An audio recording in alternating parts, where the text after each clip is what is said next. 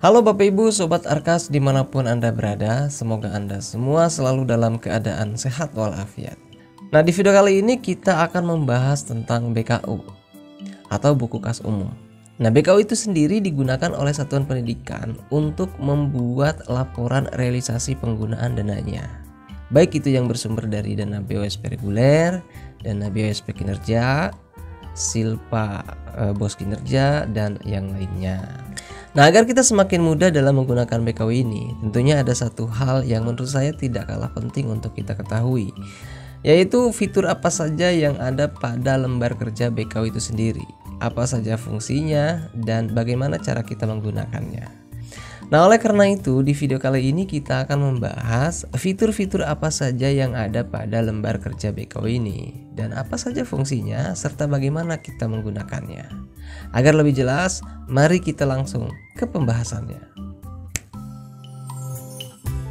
Nah, baik Bapak Ibu, seperti biasa kita jalankan dulu Arkasnya, kemudian login. Nah, selanjutnya kita ke menu penatausahaan. Kemudian kita klik salah satu BKU yang aktif. Nah, di sini kebetulan yang aktifnya adalah Januari. Ciri tombol BKU aktifnya itu ya berwarna putih dan keterangannya itu draft. Nah, agar BKU ini ada yang aktifnya, nah itu syaratnya Bapak Ibu harus melakukan aktivasi BKU dulu, begitu ya. Nah, cara untuk melakukan aktivasi BKU-nya silakan Bapak Ibu bisa menyimaknya di video yang sudah dibuat sebelumnya. Nah, di bawah ini adalah tampilan BKU yang belum diaktifasi. Jadi tidak ada tombol-tombol BKU yang aktif satupun, gitu ya. Oke. Di sini kita akan menggunakan BKU bulan Januari untuk melihat tampilan lembar kerjanya dan mengenali fitur-fitur yang ada di dalamnya. Kenapa harus BKU bulan Januari? Ya kebetulan yang aktifnya ini kan baru BKU bulan Januari, begitu Bapak Ibu. Baik, mari kita klik BKU bulan Januari ini. Kita klik pen. Nah, inilah Bapak Ibu tampilan dari lembar kerja BKU atau buku kas umum. Nah, sebelum Bapak Ibu melakukan banyak hal di lembar kerja BKU ini, yaitu menginputkan transaksi-transaksinya, yuk ada baiknya kita kenali dulu ada fitur apa saja di sini, apa saja fungsinya. Ya, kita mulai dari bagian sini Bapak Ibu, dari bagian kiri atas ya. Nah, di bagian sini ada tombol kembali ke penatausahaan. Apa fungsinya? Yaitu untuk membawa kita ke tampilan ini, ke tampilan utama penatausahaannya lagi, gitu. Itu fungsinya. Kemudian di bagian bawahnya ada informasi judul BKU-nya. Ini BKU bulan Januari tahun 2024. Di bawahnya ada keterangan sumber dananya, sumber dana BKU ini. Di sini keterangan sumber dananya adalah BOSP reguler 2024. Kita geser ke kanan sedikit. Di sini ada tombol hapus BKU. Tombol ini berfungsi untuk mengajukan penghapusan BKU bulan yang sedang kita operasikan. Nah, misalnya ini BKU bulan Januari tahun 2024. Maka ketika kita mengklik tombol hapus BKU ini, yang kita ajukan penghapusan BKU ini adalah BKU bulan Januari, seperti itu. Nah, mari kita intip sebentar. Ada tampilan apa setelah kita mengklik tombol ini? Kita klik. Nah, ada tampilan seperti ini Bapak Ibu. Ada pertanyaan, hapus BKU. Keterangannya, setelah Anda hapus, BKU ini tidak bisa dikembalikan. Jadi Bapak Ibu, jangan sembarangan menggunakan tombol ini ya. Karena apa? Karena BKU yang sudah kita ajukan penghapusannya, kemudian sudah disetujui oleh admin markas, datanya itu tidak bisa dikembalikan lagi, begitu. Jadi gunakan hapus BKU ini untuk urusan-urusan yang urgen saja. Oke, kita batal ya. Kita lanjutkan. Kita geser ke sebelah kanan Bapak Ibu ya. Nah, di sini ada kotak yang berisi dengan panduan. Nah, menurut saya inilah kerennya Arkas 4 Bapak Ibu. Di setiap halamannya itu selalu dilengkapi dengan panduan. Yang tentu saja hal ini semakin memudahkan kita sebagai penggunanya Bapak Ibu ya. Oke, mari kita baca panduannya. Yang pertama, pastikan Anda membelanjakan minimal 50% dari dana tersedia di tahap 1 di bulan Januari sampai Juni. Ini yang pertama ini sampai ditebalkan Bapak Ibu ya. Artinya ini adalah informasi yang sangat penting. Nah, memang betul. Ini merupakan informasi yang sangat penting sekali Bapak Ibu.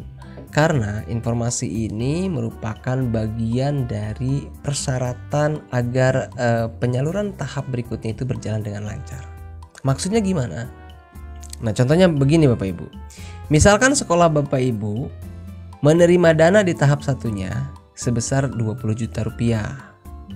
Nah, agar proses penyaluran tahap berikutnya berjalan dengan lancar, nah maka syaratnya selain sekolah Bapak Ibu sudah membuat dan menyelesaikan laporan keuangan tahun sebelumnya, sekolah Bapak Ibu juga harus sudah selesai menginput realisasi penggunaan dana BOSP tahap 1 di tahun ininya itu minimal sampai 50%. Nah, jika sekolah Bapak Ibu menerima dana tahap satunya itu sebesar 20 juta, maka minimal yang 10 jutanya itu sudah Bapak Ibu laporkan. Seperti itu Bapak Ibu ya. Oke, kita lanjutkan. Kita lanjut ke poin yang kedua nih. Anda harus mencatat pembelanjaan baik secara tunai maupun non-tunai secara kronologis. Nah, jadi dalam penginputan transaksi-transaksi belanjanya itu dimulai dari tanggal yang lebih dulu. Jadi begini, transaksi-transaksi yang diinputkan oleh Bapak Ibu itu harus dimulai dari tanggal yang lebih awal dulu. Kemudian baru dilanjutkan ke tanggal-tanggal berikutnya. Nah, bagaimana kalau ada kasus seperti ini? Misalkan nih, sekolah Bapak Ibu menerima dan mencairkan dana BOSP tahap satunya itu di tanggal 1 Maret misal. Sementara di bulan Januari dan Februarinya sekolah Bapak Ibu juga sudah melakukan transaksi belanja. Transaksi belanjanya semuanya cash atau tunai. Dan pembayarannya menggunakan dana talang dulu.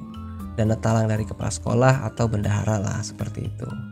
Begitu juga di bulan Maretnya, sudah tentu sekolah Bapak Ibu melakukan belanja-belanja pula dengan cara tunai. Nah, bagaimana cara menginputkan transaksi-transaksinya tersebut secara kronologis di BKU? Nah, jadi caranya begini Bapak Ibu. Silakan Bapak Ibu masukkan dulu transaksi tarik tunai di tanggal 1 Maret di BKU. Kemudian selanjutnya Bapak Ibu inputkan terlebih dahulu transaksi-transaksi belanja mulai dari Januari, kemudian Februari, dan baru Maret. Semua transaksi itu diinputkan di bulan Maret, di BKU bulan Maret. Hanya urutannya saja. Setelah tarik tunai, di bawahnya Bapak Ibu silakan inputkan transaksi-transaksi belanja yang terjadinya di bulan Januari dulu, kemudian diikuti bulan Februari, dan baru transaksi-transaksi belanja yang terjadi di bulan Maretnya itu sendiri.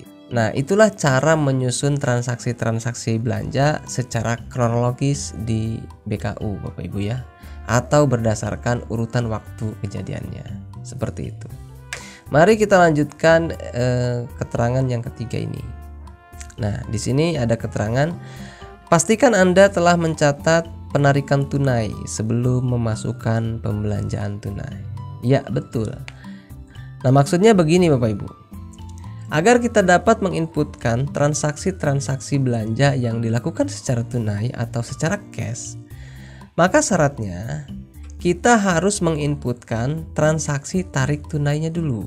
Nah, tarik tunai ini adalah transaksi pengambilan uang yang dilakukan oleh bendahara dan kepala sekolah dari bank, dari rekening bank dipindahkan ke kas tunai bendahara. Nah, seperti itu Bapak Ibu ya. Oke, kita lanjutkan. Di bagian bawahnya ada tombol tambah pembelanjaan. Ini fungsinya untuk menginputkan transaksi-transaksi pembelanjaan, baik yang tunai maupun yang non tunai. Kita intip dulu sebentar, kita klik. Nah, ini adalah form untuk menginputkan data transaksi belanjanya. Nama form ini adalah isi detail pembelanjaan. Nah, mari kita baca deskripsinya. Isi detail barang atau jasa yang Anda belanjakan yang terdapat dalam satu nota. Jadi Bapak Ibu, Barang-barang atau uraian belanja yang kita inputkan di form ini itu harus berasal dari satu nota yang sama gitu. Setiap nota yang berbeda maka kita inputkan di form yang berbeda. Nah, seperti itu Bapak Ibu ya.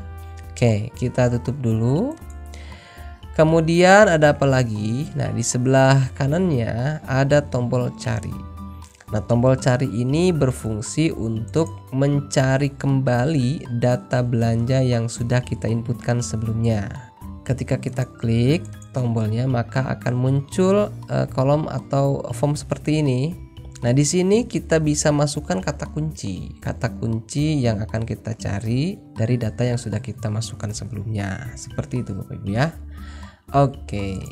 Nah, di sebelah kanannya lagi ada tombol cetak. Nah, tombol cetak ini berfungsi untuk mencetak seluruh dokumen dari hasil penginputan data BKU ini. Dokumen-dokumen ini adalah dokumen penatausahaan gitu ya namanya. Kita lihat ada dokumen apa saja di sini. Nah, di bagian ini kita bisa memilih format laporan apa saja yang akan kita cetak begitu ya. Kita klik. Nah, ini berisi dengan list jenis-jenis format laporannya. Ada buku kas umum. Buku kas umum aja ada 2 nih. Ada yang khusus sumbernya sesuai dengan ini. Ada buku kas umum untuk semua sumber dana.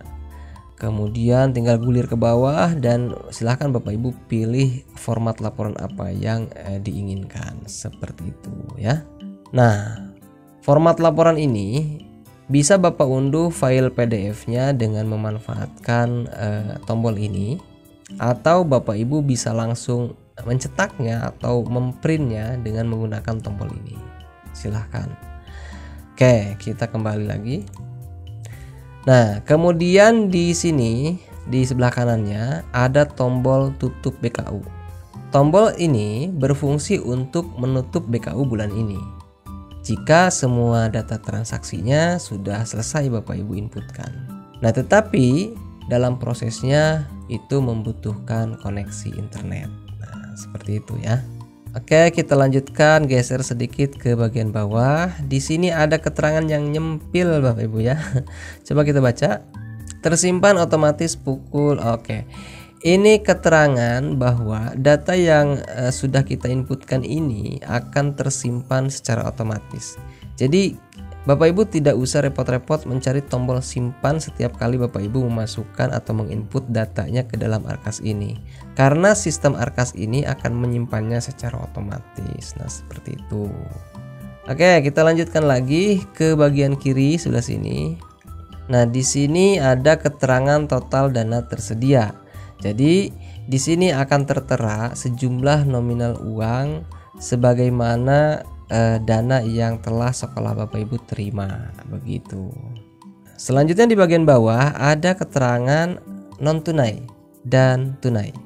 Nah, fungsi dari kotak non tunai ini itu untuk menginformasikan keadaan nominal uang yang ada pada rekening bank atau pada buku pembantu bank. Sedangkan di bagian tunai ini itu berfungsi untuk menginformasikan keadaan jumlah uang yang berada pada posisi cash atau uang cash atau yang ada di bendahara. Nah, sebagai contoh di tampilan ini, dari total dana tersedia sekian, segini, itu berada semuanya di kas tunai. Baik. Kita lanjutkan, geser sedikit ke bagian atas. Di sini ada 2 tombol tarik tunai dan store tunai. Nah, seperti yang dikatakan pada keterangan yang ini nih, yang ketiga, bahwa kita bisa menginputkan transaksi pengambilan sejumlah uang dari rekening sekolah untuk dipindahkan posisinya ke kas tunai atau ke bendahara. Nah, transaksi itu diinputnya melalui ini, tarik tunai. Karena transaksi itu namanya transaksi tarik tunai. Jadi untuk menginputkannya silakan Bapak Ibu gunakan tombol tarik tunai untuk menginputkan data transaksi penarikan uang dari bank. Coba kita intip sebentar ya. Ada tampilan apa setelah kita mengklik tombol ini? Kita klik. Nah, maka akan muncul tampilan seperti ini, tampilan penarikan tunai. Deskripsinya, isi sesuai dengan detail yang tertera di slip penarikan dari bank. Jadi dasar datanya itu harus bersumber dari data slip penarikan dari bank atau rekening koran. Nah, di bagian bawah ada kolom tanggal tarik tunainya. Silakan Bapak Ibu masukkan tanggal berapa Bapak Ibu melakukan penarikan dananya dari bank. Kemudian di sebelahnya ada kolom atau kotak nominal penarikan. Nah, di sini silakan masukkan nominal tunai yang ditarik berapa rupiah begitu. Setelah kedua data ini Bapak isi dengan benar, maka silakan klik tombol simpan untuk menyimpannya atau tombol batal untuk membatalkannya. Seperti itu, mudah kan? Baik. Begitu juga dengan tombol yang sebelahnya, yaitu tombol store tunai. Kita intip juga ya. Oke, kita klik. Nah, sama di sini juga Bapak Ibu harus menyediakan sumber datanya itu berupa dokumen slip penyetoran dari bank untuk memastikan tanggal berapa dan nominalnya berapa penyetoran tunai yang Bapak Ibu lakukan. Seperti itu. Oke. Kita geser ke sebelah kanan, ada keterangan anggaran dibelanjakan sampai bulan ini. Nah, ini menyatu ke sini nih Bapak Ibu ya. Nah, di sini ada persentase dana tersedia tahap 1 yang telah dibelanjakannya. Jadi ini berkaitan dengan yang ini nih Bapak Ibu. Jadi yang pertama nih. Nah, jadi di bagian sini Bapak Ibu akan melihat persentase yang sudah Bapak Ibu inputkan, berapa persen begitu ya, dari jumlah realisasi belanja yang diinputkannya itu. Nah, selanjutnya di bagian bawah ada 3 kotak yang berisi nilai-nilai atau angka-angka ya. Yang pertama, kotak bisa dibelanjakan. Nah, kotak ini berisi informasi sejumlah nilai anggaran yang berasal dari kertas kerja atau RKS mulai dari bulan Januari sampai bulan yang BKU-nya Bapak Ibu buka. Nah, karena ini BKU bulan Januari, artinya BKU awal tahun, maka ini menyajikan nilai anggaran di bulan Januari ini yang bisa dibelanjakan atau yang bisa diinputkan atau direalisasikan kegiatan-kegiatannya. Nah, kemudian di kotak yang kedua ini akan memberikan informasi sejumlah nilai anggaran yang sudah dibelanjakannya atau total nilai atau angka yang berasal dari transaksi-transaksi yang sudah kita inputkan pembelanjaannya di bawah sini gitu. Nah, di sebelahnya di kotak ketiga di sini ada keterangan bisa dianggarkan ulang. Nanti di kotak ketiga ini akan muncul nilai apabila terjadi selisih antara pagu anggaran dengan realisasi pembelanjaannya setelah nanti kuota 1 tahunnya itu selesai dikerjakan. Jadi seperti itu Bapak Ibu. Kita lanjutkan ke bagian bawah. Di sini ada area tabel ya, yang terdiri dari beberapa kolom dan baris. Oke, kolom yang pertama di sini berisi data BPU ya, nomor kode BKU-nya. Selanjutnya kolom tanggal. Kolom tanggal ini menyajikan data tanggal-tanggal pembayaran setiap transaksinya. Kemudian kolom kegiatan berisi data-data kegiatan yang direalisasikannya. Berikutnya kolom rekening belanja berisi data-data rekening belanja yang direalisasikan. Jenis transaksi terdiri dari informasi transaksinya, jenisnya itu tunai atau non tunai. Kemudian kolom anggaran. Kolom anggaran ini berisi jumlah pagu anggaran dari masing-masing rekening belanja atau kegiatan yang direalisasikan di sini. Nah, selanjutnya kolom dibelanjakan berisi dengan angka-angka yang direalisasikan dari masing-masing kegiatan atau kode rekening yang diinputkan. Berikutnya lagi adalah kolom pajak wajib lapor. Nah, jika ada nominal pajak dari setiap transaksi yang diinputkan, itu akan ditampilkan di sini. Oke. Nah, kolom terakhir adalah kolom aksi. Di kolom aksi ini terdiri dari tanda titik 3 yang bisa kita klik Bapak Ibu ya. Ketika kita klik, maka kita bisa melihat detail pembelanjaan dari masing-masing data yang sudah kita inputkan. Oke, kita coba ya. Kita klik di sini. Kemudian kita klik lagi untuk melihatnya di sini. maka akan muncul form detail pembelanjaan seperti ini.